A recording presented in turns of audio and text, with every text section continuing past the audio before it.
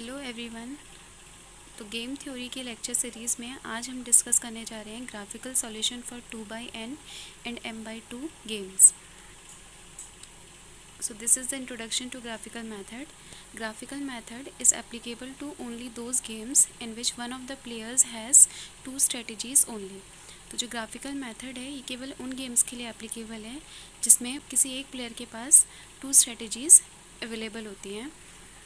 It is obvious that if one player has only two strategies, the other will also use two strategies. और अगर किसी एक player के पास to strategies available हैं तो obvious है कि जो उस प्लेयर का कंपटीटर होगा उसके पास अगर more than two strategies available हैं तो भी उसे उन अवेलेबल स्ट्रेटजीज़ में से एनी टू स्ट्रेटजीज़ को चूज़ करना पड़ेगा. So graphical method is helpful in finding out which of the two strategies can be use. तो ग्राफिकल मैथड इसी में हेल्प करता है कि जो वो प्लेयर जिसके पास more than two strategies available है वो उन अवेलेबल स्ट्रेटजीज़ में से कौन सी टू स्ट्रेटजीज़ को चूज़ करेगा. The advantage of this method is that it is relatively fast. It reduces the 2/n और m/2 game to 2/2 size by identifying and eliminating the dominated strategies and then solve it by analytic methods. So graphical method उन games के लिए applicable होगा जिन game की पे of matrix 2/n या फिर m/2 size की होगी. तो बेसिकली हम ग्राफिकल मैथड में करते क्या हैं, 2/n और m/2 साइज़ की जो पे ऑफ मैट्रिक्स है उसको 2/2 साइज़ में रिड्यूस करते हैं. कैसे रिड्यूस करते हैं, वो प्लेयर जिसके पास more than two strategies available हैं उन अवेलेबल स्ट्रेटजीज़ में से कौन सी स्ट्रेटजीज़ डोमिनेटेड स्ट्रेटजी है उसको आइडेंटिफाई करके एलिमिनेट करते हैं. और एलिमिनेट करने के बाद जो गिवन पे ऑफ मैट्रिक्स थी 2/n या फिर m/2 साइज़ की वो 2/2 साइज़ में रिड्यूस हो जाती है. और 2/2 साइज़ में रिड्यूस होने के बाद हम उसको किसी भी मेथड अलजेब्राइक या अरिथमेटिक मेथड का यूज़ करके हम उसको फर्दर सॉल्व करते हैं. तो ये है ग्राफिकल मेथड का प्रोसीजर. 2/n गेम्स मीन्स ऐसे गेम्स जिनकी जो पे ऑफ मैट्रिक्स में 2 रोज़ और n कॉलम्स होंगे. मीन्स एक प्लेयर ए के पास 2 स्ट्रेटजीज़ अवेलेबल होंगे और प्लेयर बी के पास n स्ट्रेटजीज़ अवेलेबल होंगे. सिमिलरली m/2 गेम्स कैसे गेम्स होंगे जिन गेम्स की पे ऑफ मैट्रिक्स में m रोज़ और 2 कॉलम्स होंगे. मीन्स प्लेयर ए के पास m स्ट्रेटजीज़ अवेलेबल होंगे और प्लेयर बी के पास 2 स्ट्रेटजीज़ अवेलेबल होंगी. तो ये तो है ग्राफिकल मैथड का इंट्रोडक्शन. अब हम ग्राफिकल मेथड पर बेस्ड एक प्रॉब्लम को सॉल्व करते हैं और इस कंसेप्ट को और अच्छे से समझने की कोशिश करते हैं. तो ये है हमारी problem, solve the following 2/5 game by graphical method. तो ये 2/5 गेम है, मीन्स 2/n टाइप गेम है. इसमें 2 रोज़ और 5 कॉलम्स हैं. मीन्स प्लेयर ए के पास 2 स्ट्रेटजीज़ अवेलेबल हैं और प्लेयर बी के पास 5 स्ट्रेटजीज़ अवेलेबल हैं. इस 2/5 गेम को हमें ग्राफिकल मेथड से सॉल्व करना है. तो स्टेप फर्स्ट हमारा रहेगा to check for saddle point. कोई भी प्रॉब्लम आए, चाहे वो ग्राफिकल मेथड की प्योर स्ट्रेटेजिक मिक्स स्ट्रेटजीज कैसी भी प्रॉब्लम आएगी, तो सबसे पहले हमें क्या करना होगा, उसको सैडल पॉइंट चेक करना होगा. तो इसलिए हम यहाँ पर भी स्टेप 1 क्या करेंगे, to check for saddle point. Saddle point check करेंगे. सैडल पॉइंट के लिए हम रो मिनिमा और कॉलम मैक्सिमा फाइंड आउट कर लेते हैं. रो मिनिमा मीन्स जो रोज़ हैं उनकी जो मिनिमम वैल्यू है उसको हम रो मिनिमा बोलते हैं. तो फर्स्ट रो की मिनिमम वैल्यू है -5 और सेकेंड रो की मिनिमम वैल्यू भी है -5. रो मिनिमा आ गया. नेक्स्ट हम कॉलम मैक्सिमा निकाल लेते हैं. कॉलम मैक्सिमा मीन्स कॉलम्स की जो मैक्सिमम वैल्यू है उसको हम कॉलम मैक्सिमम बोलते हैं. तो फर्स्ट कॉलम की मैक्सिमम वैल्यू है 8, सेकंड कॉलम की मैक्सिमम वैल्यू है 5, थर्ड कॉलम की मैक्सिमम वैल्यू है 0, फोर्थ कॉलम की मैक्सिमम वैल्यू है 6 एंड फिफ्थ कॉलम की मैक्सिमम वैल्यू है 8. तो अभी हमने रो मिनिमा और कॉलम मैक्सिमा फाइंड आउट किया. उसके बाद हम रो मिनिमा में जो सबसे मैक्सिमम वैल्यू है, मैक्सिमम जो रो मिनिमा वैल्यू है उसको हम मैक्सिमम वैल्यू बोलते हैं. तो जो रो मिनिमा वैल्यूज़ आई हैं वो इक्वल आई हैं, -5 तो इसमें -5 ही जो होगी वो मैक्सिमम वैल्यू हो जाएगी. सिमिलरली हम कॉलम मैक्सिमा में देखेंगे कि कॉलम मैक्सिमा में कौन सी सबसे मिनिमम कॉलम मैक्सिमा वैल्यू है. तो मिनिमम कॉलम मैक्सिमा वैल्यू हमें मिली 0. तो ये जो वैल्यू होती है मिनिमम कॉलम मैक्सिमा वैल्यू को हम मिनीमैक्स बोलते हैं. तो मिनीमैक्स वैल्यू मिल गई हमें 0. तो अभी हमने मिनीमैक्स वैल्यू और मैक्सिमम वैल्यू फाइंड आउट करी. नेक्स्ट हम चेक करेंगे कि जो हमारी मिनीमैक्स वैल्यू है और जो मैक्सिमम वैल्यू है वो इक्वल है कि नहीं. अगर ये वैल्यूज़ इक्वल हैं तो हम कहेंगे कि हमारे गेम में सैडल पॉइंट है या फिर इक्विलिब्रियम पॉइंट है. बट अगर मैक्सिमम वैल्यू मिनीमैक्स वैल्यू के इक्वल नहीं आएगी तो हम कहेंगे गिवन जो गेम है उसमें सैडल पॉइंट नहीं है। तो यहाँ पर जो मिनिमैक्स वैल्यू है वो मैक्सिमम वैल्यू के इक्वल नहीं आई है, thus the game given problem has no saddle point. तो स्टेप 1 में हमने क्या किया, सैडल पॉइंट चेक किया। स्टेप 2 में हम करेंगे to check for dominance property. Step 2 में हम क्या करते हैं, डोमिनेंस प्रॉपर्टी का यूज़ करके ये चेक करते हैं कि जो गिवन पे ऑफ मैट्रिक्स है उसमें कोई रो और कॉलम डोमिनेटेड तो नहीं है। अगर हमें कोई रो कॉलम डोमिनेटेड मिलेगा तो हम क्या करेंगे, उसको अपने गिवन पे ऑफ मैट्रिक्स से एलिमिनेट करके जो गिवन पे ऑफ मैट्रिक्स है उसका साइज रिड्यूस कर लेंगे। But in the given problem the matrix can not be reduce by dominance. तो ये जो पर्टिकुलर प्रॉब्लम है इसमें जो गिवन पे ऑफ मैट्रिक्स है उसमें कोई भी रो कॉलम डोमिनेटेड नहीं है। तो यहाँ पर हम जो गिवन पे ऑफ मैट्रिक्स है उसका साइज़ रिड्यूस नहीं कर सकते डोमिनेंस प्रॉपर्टी का यूज़ करके, बट हमें चेक करना है। तो स्टेप 2 हमारा क्या रहता है, डोमिनेंस प्रॉपर्टी का यूज़ करके ये चेक करना है कि जो गिवन पे ऑफ मैट्रिक्स है उसमें कोई रो और कॉलम डोमिनेटेड तो नहीं है। अगर कोई रो कॉलम डोमिनेटेड है तो उसको हम क्या कर सकते हैं, अपनी गिवन पे ऑफ मैट्रिक्स से एलिमिनेट करके गिवन पे ऑफ मैट्रिक्स का साइज़ रिड्यूस कर सकते हैं। नेक्स्ट है हमारा स्टेप 3। स्टेप 3 में हम क्या करते हैं, let X be the probability of selection of strategy 1 by player A by player A and 1 minus x be the probability of selection of strategy 2 by player A। तो step 3 में हम क्या करते हैं, वो प्लेयर जिसके पास 2 स्ट्रेटजीज अवेलेबल है उस प्लेयर के जो स्ट्रेटजीज चूज़ करने की प्रोबेबिलिटी है उसको उसको एज्यूम कर लेते हैं। सपोज़ प्लेयर ए के फर्स्ट स्ट्रेटजी चूज़ करने की जो प्रोबेबिलिटी है वो अगर एक्स है तो प्लेयर ए की ही सेकंड जो उसकी स्ट्रेटजी है उसको चूज़ करने की प्रोबेबिलिटी क्या हो जाएगी, 1 माइनस एक्स, क्योंकि दोनों जो स्ट्रेटजीज़ हैं उनकी जो प्रोबेबिलिटी है उसका सम 1 होगा। तो अगर 1 फर्स्ट वाली का प्रोबेबिलिटी को हमने एक्स एज्यूम कर लिया तो सेकेंड वाली का ऑटोमेटिकली क्या आ जाएगा, 1 माइनस एक्स। तो स्टेप 3 में हमने क्या किया, let X be the probability of selection of strategy 1 by player A. Player A की स्ट्रेटजी 1 को चूज़ करने की प्रोबेबिलिटी को हमने एक्स एज्यूम कर लिया एंड 1 माइनस एक्स क्या हो गई, probability of selection of strategy 2 by player A. Player A के स्ट्रेटजी 2 को सिलेक्ट करने की प्रोबेबिलिटी फिर क्या हो जाएगी, 1 माइनस एक्स, क्योंकि दोनों जो प्रोबेबिलिटीज़ है P1 P2 उसका सम क्या होगा, 1 होगा। तो एक P1 को हमने x एज्यूम कर लिया तो P2 हमारी क्या हो जाएगी फिर 1 माइनस एक्स। नेक्स्ट हम क्या करेंगे, derive the A's expected pay off and A's expected gain function corresponding to B's pure strategies. तो नेक्स्ट हम क्या करेंगे, बी के पास जो 5 प्योर स्ट्रेटजीज अवेलेबल हैं उनके करस्पॉन्डिंग ए का एक्सपेक्टेड पे ऑफ और ए का एक्सपेक्टेड गेन के लिए हम एक टेबल को डिराइव करेंगे। Now this is the table for expected pay off function and gain of player A. तो ये टेबल किस लिए है, प्लेयर ए के एक्सपेक्टेड पे ऑफ फंक्शन और एक्सपेक्टेड गेन के लिए, किसके करस्पॉन्डिंग, बी की प्योर स्ट्रैटेजीज़ के करस्पॉन्डिंग। तो इसमें हमने 3 कॉलम्स बना लिए हैं। फर्स्ट कॉलम में हमने बी की प्योर स्ट्रैटेजीज़ जो है मीन्स बी के पास जितनी भी स्ट्रैटेजीज़ अवेलेबल हैं उनको नोट डाउन कर लिया। बी के पास 5 स्ट्रैटेजीज़ अवेलेबल हैं तो 1 2 3 4 5 ये हो गई बी की pure strategies. Then second column में हमने A is expected pay off function, A का expected pay off function find करेंगे और थर्ड कॉलम में हम ए का एक्सपेक्टेड गेन फाइंड करेंगे। तो ए का expected pay off function corresponding to B's first pure strategy means B की जो पहली फर्स्ट वाली प्योर स्ट्रैटेजी है उसके करस्पॉन्डिंग अगर ए का एक्सपेक्टेड पे ऑफ फंक्शन निकालना है तो जो प्लेयर ए है, प्लेयर ए उसके पास जो 2 स्ट्रैटेजीज़ अवेलेबल हैं, स्ट्रैटेजी 1 एंड 2, इनकी जो प्रोबेबिलिटी है इसको अभी हमने एज्यूम करा था। इसकी फर्स्ट वाली स्ट्रैटेजी को चूज़ करने की प्रोबेबिलिटी को एज्यूम किया हमने अभी x, और सेकेंड स्ट्रैटेजी को चूज़ करने की जो प्रोबेबिलिटी है, जो चांसेस है वो है 1 माइनस एक्स। तो ए का expected pay off function corresponding to B's first strategy निकालने के लिए हम x इंटू जो फर्स्ट कॉलम है उसको मल्टीप्लाई कर लेंगे। तो -5 into X plus 8 into 1 minus X, इसको हम यहाँ लिख लेंगे -5 into X plus 8 into 1 minus X is equal to, solve किया -13 इंटू एक्स प्लस 8 आया। तो ये आया ए का expected pay off function corresponding to B's first pure strategy.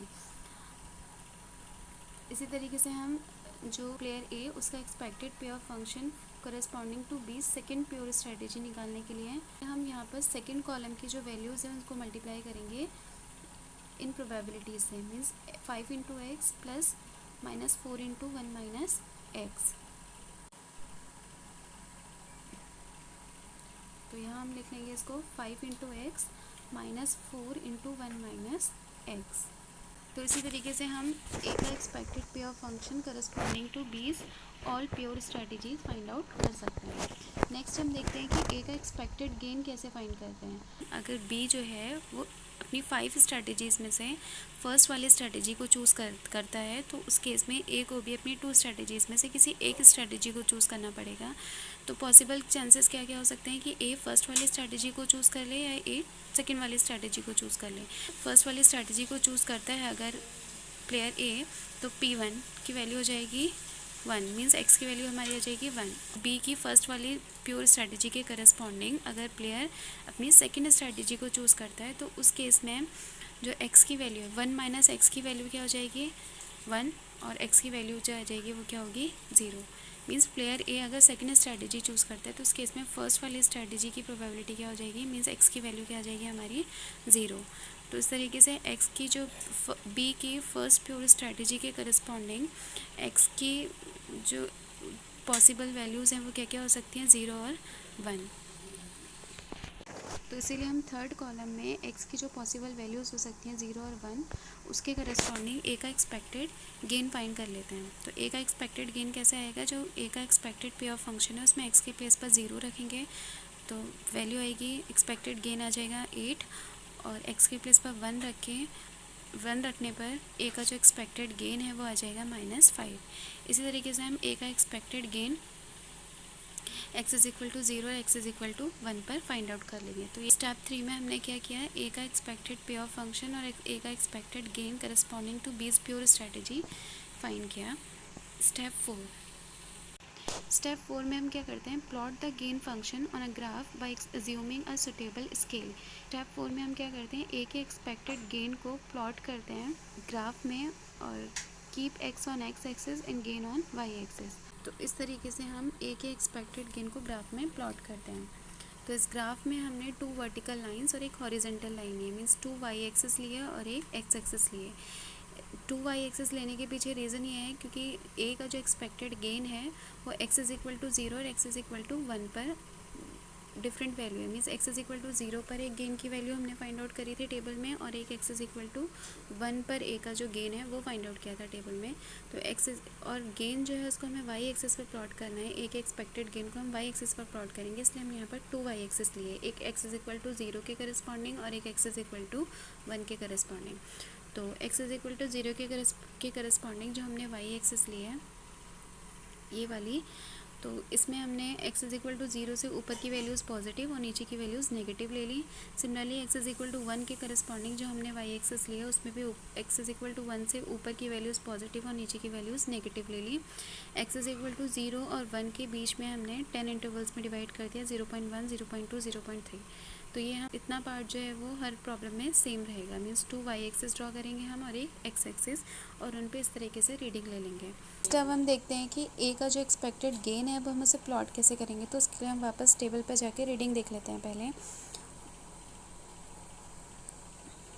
B की जो फर्स्ट प्योर स्ट्रैटेजी है उसके करस्पॉन्डिंग ए का जो एक्सपेक्टेड गेन की वैल्यूज़ आई है वो x इज़ इक्वल टू 0 पर 8 आई है और x इज़ इक्वल टू 1 पर -5 आई थी। तो x इज़ इक्वल टू 0 पर 8 प्लॉट करेंगे और x इज़ इक्वल टू 1 पर -5। तो x इज़ इक्वल टू 0 पर a का गेन था 8 और x इज़ इक्वल टू 1 पर जो a का गेन की वैल्यू थी वो थी -5। तो 8 और -5 को ज्वाइन करने से जो हमें स्ट्रेट लाइन मिली है, ये जो लाइन है ये रिप्रेजेंट कर रही है ए का एक्सपेक्टेड पे ऑफ फंक्शन को किसके करस्पॉन्डिंग, बी की फर्स्ट प्योर स्ट्रैटेजी के करस्पॉन्डिंग। तो बी की फर्स्ट प्योर स्ट्रैटेजी के करस्पॉन्डिंग ये ए के पे ऑफ फंक्शन को रिप्रेजेंट कर रही है, इसलिए इस स्ट्रेट लाइन का नाम हम सिंपली दे देते हैं B1। सिमिलरली हम टेबल पर वापस जाते हैं और ये देख लेते हैं कि बी की जो सेकेंड प्योर स्ट्रैटेजी है उसके करस्पॉन्डिंग ए का जो गेन है वो क्या है, x इज़ इक्वल टू 0 पर -4 और x इज़ इक्वल टू 1 पर 5। तो x इज़ इक्वल टू 0 पर -4, x इज़ इक्वल टू 0 पर -4 और x इज़ इक्वल टू 1 पर +5। तो इन 2 पॉइंट्स को ज्वाइन करके जो हमें स्ट्रेट लाइन मिलेगी, ये स्ट्रेट लाइन किसको रिप्रेजेंट कर रही है, जो a है उसका expected pay off function corresponding to बीज सेकेंड प्योर स्ट्रैटेजी, इसलिए हम इसका नाम सिंपली B2 दे देंगे। नेक्स्ट हम देखते हैं कि जो ए है उसका एक्सपेक्टेड गेन करस्पॉन्डिंग टू बीस थर्ड प्योर स्ट्रैटेजी जो है उसकी वैल्यू है x इज इक्वल टू 0 पर -1 और x इज इक्वल टू 1 पर 0। तो x इज इक्वल टू 0 पर -1, x इज इक्वल टू 0 पर -1 और x इज इक्वल टू 1 पर 0। तो इन टू पॉइंट्स को जॉइन करके जो स्ट्रेट लाइन मिली है ये क्या किसको रिप्रेजेंट करिए, ए के एक्सपेक्टेड पे ऑफ फंक्शन को करस्पॉन्डिंग टू बीस थर्ड प्योर स्ट्रैटेजी, इसलिए इसको हम सिंपली नाम दे देते हैं B3। इस तरीके से हम बी की फोर्थ प्योर स्ट्रैटेजी के करस्पॉन्डिंग ए के एक्सपेक्टेड पे ऑफ फंक्शन को रिप्रेजेंट करने वाली लाइन ड्रॉ करेंगे और बी की जो फिफ्थ प्योर स्ट्रैटेजी है उसके करस्पॉन्डिंग ए के एक्सपेक्टेड पे ऑफ फंक्शन को रिप्रेजेंट करने वाली लाइन इस ग्राफ में ड्रॉ कर लेंगे। बी की 5 प्योर स्ट्रैटेजीज़ थी और 5 प्योर स्ट्रैटेजीज़ के करस्पॉन्डिंग ए का जो एक्सपेक्टेड पे ऑफ फंक्शन था उसको हमने उसको रिप्रेजेंट करने वाली स्ट्रेट लाइन्स हमने इस ग्राफ में ड्रॉ कर लिए हैं। तो ये हमने कर लिया स्टेप 4 कंप्लीट। स्टेप 4 में हमें क्या करना था, ए का जो एक्सपेक्टेड गेन था उसे प्लॉट करना था ग्राफ में। नेक्स्ट अब हम देख लेते हैं स्टेप 5। स्टेप 5 में find the highest intersection point in the lower boundary of the graph. Graph की जो लोअर बाउंड्री है उसमें हाईएस्ट इंटरसेक्शन पॉइंट जो है उसे फाइंड करना है और वही हमारा मैक्सिमम पॉइंट होगा। तो स्टेप 5 में हमें क्या करना है, जो हमने ग्राफ प्लॉट किया है उस ग्राफ की जो लोअर बाउंड्री है उसका हाईएस्ट इंटरसेक्शन पॉइंट फाइंड करना है। तो ये है हमारा ग्राफ। इस ग्राफ की ये जो बाउंड्री है ये इस ग्राफ की कैसी बाउंड्री है, अपर बाउंड्री, और इस ग्राफ की ये जो बाउंड्री है ये है क्या क्या है, लोअर बाउंड्री। तो इस ग्राफ की 2 बाउंड्रीज होती हैं, अपर बाउंड्री और लोअर बाउंड्री। अगर हमारा गेम कैसा है 2/n है तो उस केस में हमें लोअर बाउंड्री का हाईएस्ट पॉइंट फाइंड आउट करना पड़ता है, और अगर हमारा गेम जो है वो m/2 टाइप है तो उस केस में हमें ग्राफ की जो अपर बाउंड्री है उसका लोएस्ट पॉइंट फाइंड आउट करना पड़ता है। इस प्रॉब्लम में जो हमारा गेम है वो 2/n टाइप है, इसलिए हम क्या करेंगे, इस ग्राफ की जो लोअर बाउंड्री है उसका हाईएस्ट इंटरसेक्शन पॉइंट फाइंड करेंगे। तो इस ग्राफ की जो लोअर बाउंड्री है उसको हमने शेड कर दिया है। शेडेड पोर्शन जो है वो इस ग्राफ की लोअर बाउंड्री को रिप्रेजेंट कर रहा है, लोअर बाउंड्री के एरिया को रिप्रेजेंट कर रहा है, और इसका जो हाईएस्ट इंटरसेक्शन पॉइंट है वो है हमारा पॉइंट दिस, जिसको मैंने रेड से सर्कल किया है। तो ये जो पॉइंट है ये लोअर बाउंड्री का हाईएस्ट इंटरसेक्शन पॉइंट मिल गया, इसी को हम बोलते हैं मैक्सिमम पॉइंट। सो स्टेप 5 में हमें क्या करना था, जो ग्राफ की लोअर बाउंड्री है उसका हाईएस्ट इंटरसेक्शन पॉइंट फाइंड करना था, और वो हमारा मैक्सिमम पॉइंट हो जाता, मीन्स हमें मैक्सिमम पॉइंट फाइंड करना था। तो स्टेप 5 में हमने मैक्सिमम पॉइंट फाइंड आउट कर लिया। नेक्स्ट अब हम देखते हैं, since player A wishes to maximise his minimum expected pay off, the 2 lines which intersect at the highest point of the lower bound show the course of action B choose in his best strategies which are B1 and B3। Next अब हम क्या करेंगे, ये जो हमें maximum point मिला है इस पॉइंट पर कौन सी 2 लाइन्स इंटरसेक्ट कर रही हैं। ये जो मैक्सिमम पॉइंट मिला है इस पर कौन सी 2 लाइन्स इंटरसेक्ट कर रही हैं। अगर हम देखें तो मैक्सिमम पॉइंट पर एक तो हमारी B1 लाइन इंटरसेक्ट कर रही है, और एक ये जो लाइन है हमारी B3, ये वाली लाइन एक ये इंटरसेक्ट कर रही है। तो मैक्सिमम पॉइंट पर कौन सी 2 लाइन्स इंटरसेक्ट हो रही हैं, B1 और B3। तो ये जो B1 और B3 है यही क्या होंगी, ऑप्टिमम स्ट्रेटजीज़ होंगी for player B. Means player जो है उसके पास 5 स्ट्रेटजीज़ अवेलेबल हैं, उन 5 स्ट्रेटजीज़ में से वो कौन सी 2 स्ट्रेटजीज़ चूज़ करेगा, B1 और B3। उसे 2 ही स्ट्रेटजीज़ चूज़ करनी है। रीज़न ये है क्योंकि उसका जो कम्पिटिटर है उसके पास 2 स्ट्रेटजीज़ अवेलेबल है, इसलिए उसे भी 5 में से कोई 2 स्ट्रेटजीज़ चूज़ करनी पड़ेंगी। तो कौन सी 2 स्ट्रेटजीज़ चूज़ करेगा, मीन्स प्लेयर बी के लिए कौन सी 2 स्ट्रेटजीज़ ऑप्टिमम स्ट्रेटजीज़ होंगी, तो वो हमने ग्राफिकल मेथड्स की हेल्प से फाइंड कर लिया कि B1 और B3 जो स्ट्रेटजीज़ हैं ये प्लेयर बी के लिए कैसे स्ट्रेटजीज़ होंगी, ऑप्टिमम स्ट्रेटजीज़ होंगी। ऑप्टिमम स्ट्रेटजी मीन्स वो स्ट्रेटजीज़ जो प्लेयर बी के मैक्सिमम प्रिंसिपल को फॉलो करें। मीन्स प्लेयर बी का जो मैक्सिमम लॉस है वो मिनिमाइज़ हो सके, उसके लिए उसे कौन सी 2 स्ट्रेटजीज़ को चूज़ करना चाहिए, वही 2 स्ट्रेटजीज़ उस प्लेयर बी के लिए ऑप्टिमल स्ट्रेटजीज़ कहलाएंगी। नेक्स्ट अब हम क्या करेंगे, यहाँ पर एक नोट है कि if the number of lines passing through the maximum point is more than 2 then identify any 2 lines with opposite slope passing through the point. अगर मैक्सिमम पॉइंट या मिनिमैक्स पॉइंट पर 2 से ज़्यादा लाइन्स इंटरसेक्ट हो रही हैं तो हम उन मोर देन 2 लाइन्स में से उन 2 लाइन्स को सिलेक्ट करते हैं जिन 2 लाइन्स का स्लोप जो है वो अपोजिट होता है। नेक्स्ट हमने स्टेप 5 कंप्लीट कर लिया। स्टेप 5 में हमने क्या करा, जो प्लेयर बी है उसके लिए जो ऑप्टिमल स्ट्रैटेजीज़ हैं उसको फाइंड आउट कर लिया। अब हम क्या करेंगे, जो हमारी गिवन पे ऑफ मैट्रिक्स थी 2/5 साइज़ की, उसको हम 2/2 साइज़ में रिड्यूस कर लेंगे। कैसे? प्लेयर बी की जो 5 स्ट्रैटेजीज़ थी उसमें से जो 2 स्ट्रैटेजीज़ हैं 1 और 3 वो तो प्लेयर की ऑप्टिमल स्ट्रैटेजीज़ हैं। सो रिमेनिंग 3 जो स्ट्रैटेजीज़ 2, 4 और 5, इन 3 स्ट्रैटेजीज़ को हम डोमिनेटेड स्ट्रैटेजीज़ बोलते हैं और इन स्ट्रैटेजीज़ को हम गिवन पे ऑफ मैट्रिक्स से एलिमिनेट कर सकते हैं। और ऐसा करने पर जो हमारी गिवन पे ऑफ मैट्रिक्स थी जिसका साइज़ 2/5 था वो अब किस में रिड्यूस हो गई है? 2/2 साइज़ में। 2/2 साइज़ की पे ऑफ मैट्रिक्स में रिड्यूस हो चुकी है। 6 में हमें रिड्यूस पे ऑफ मैट्रिक्स ऑफ साइज़ 2/2 मिल चुकी है। तो अब हम इसको अरिथमेटिक मेथड या अलजेब्रिक मेथड का यूज़ करके सॉल्व कर सकते हैं।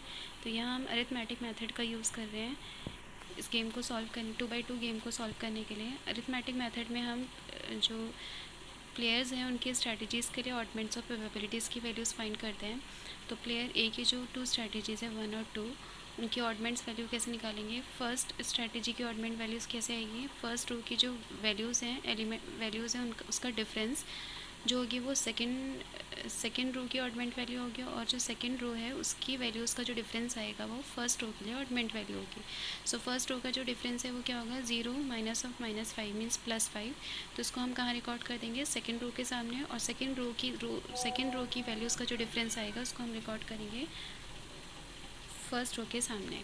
तो इस तरीके से हम फर्स्ट और सेकेंड जो रो है मीन्स प्लेयर ए की जो फर्स्ट और सेकेंड स्ट्रैटेजीज़ हैं उनकी ऑडमेंट्स वैल्यू फाइंड कर लेते हैं। सिमिलरली हम बी प्लेयर की जो फर्स्ट और 3 स्ट्रैटेजीज़ हैं मीन्स फर्स्ट और जो सेकंड कॉलम है उसके लिए ऑडमेंट्स वैल्यू फाइंड कर लेते हैं। जो फर्स्ट कॉलम की वैल्यूज़ है उसका डिफरेंस निकालेंगे तो 8 -5 मीन्स 13। तो जो ये वैल्यू आई है इसको हम सेकंड कॉलम के आगे रिकॉर्ड कर देंगे, सेकंड कॉलम के नीचे रिकॉर्ड करेंगे। और सिमिलरली सेकंड कॉलम की वैल्यूज़ की जो डिफरेंस आएगा उसे हम फर्स्ट कॉलम के नीचे रिकॉर्ड कर देंगे। तो इस तरीके से हम प्लेयर बी की जो स्ट्रैटेजीज़ हैं उसके लिए ऑडमेंट्स वैल्यू फाइंड कर लेंगे। नेक्स्ट हम प्रोबेबिलिटीज़ निकाल लेते हैं प्लेयर ए और बी की स्ट्रैटेजीज़ के लिए। प्रोबेबिलिटीज़ कैसे निकालेंगे? जो ऑडमेंट्स वैल्यू आई है, प्लेयर ए की ऑडमेंट्स वैल्यू आई है 9 और 5, तो 9 की मीन्स फर्स्ट जो स्ट्रैटेजी उसकी प्रोबेबिलिटी क्या होगी? 9/9 + 5। सिमिलरली प्लेयर ए की जो सेकेंड स्ट्रैटेजी उसकी प्रोबेबिलिटी होगी 5/5 + 9। इस तरीके से हम प्लेयर बी की जो 2 स्ट्रैटेजीज़ हैं फर्स्ट एंड 3 स्ट्रैटेजी उसकी प्रोबेबिलिटीज़ भी निकाल सकते हैं। कैसे? इनकी जो ऑडमेंट्स वैल्यू आई है 1 और 13, तो 1/1 + 13 एंड 13/1 + 13। तो अभी हमने क्या किया स्टेप 6 में अरिथमेटिक मेथड का यूज़ करके प्लेयर ए और बी की स्ट्रैटेजीज़ की ऑडमेंट और प्रोबेबिलिटीज़ फाइंड कर लिए। नेक्स्ट हम देखते हैं ऑप्टिमल स्ट्रैटेजीज़। प्लेयर ए की जो स्ट्रैटेजीज़ हैं 1 और 2 उसकी प्रोबेबिलिटी हो जाएगी 9/14 और 5/14। और प्लेयर बी की जो स्ट्रैटेजीज़ हैं 1 और 3 उसकी प्रोबेबिलिटी है 1/14 13/14। और जो 3 रिमेनिंग स्ट्रैटेजीज़ हैं प्लेयर बी की जो डोमिनेटेड थी जिसको हमने एलिमिनेट कर दिया था स्टेप 5 में, उनकी जो प्रोबेबिलिटी है वो होगी 0। Now value of the game निकालना हमने पहले सीखा है कैसे निकालते हैं। कोई भी एक कॉलम या रो और उसकी करस्पॉन्डिंग जो ऑडमेंट्स वैल्यू है उनका यूज़ करके हम value of the game easily find कर सकते हैं। फॉर एग्जांपल यहाँ हमने फर्स्ट रो और उसके करस्पॉन्डिंग जो ऑडमेंट्स वैल्यू हैं उनका यूज़ करके value of the game find किया है। Here value of first row is -5 and 0 and corresponding oddment values are 1 and 13। So -5 × 1 + 0 × 13/1 + 13 is equal to -5/14 and which is the value of the game. तो ये था हमारा graphical method से किस तरीके से हम 2/n और m/2 गेम्स को सॉल्व करते हैं। Thank you.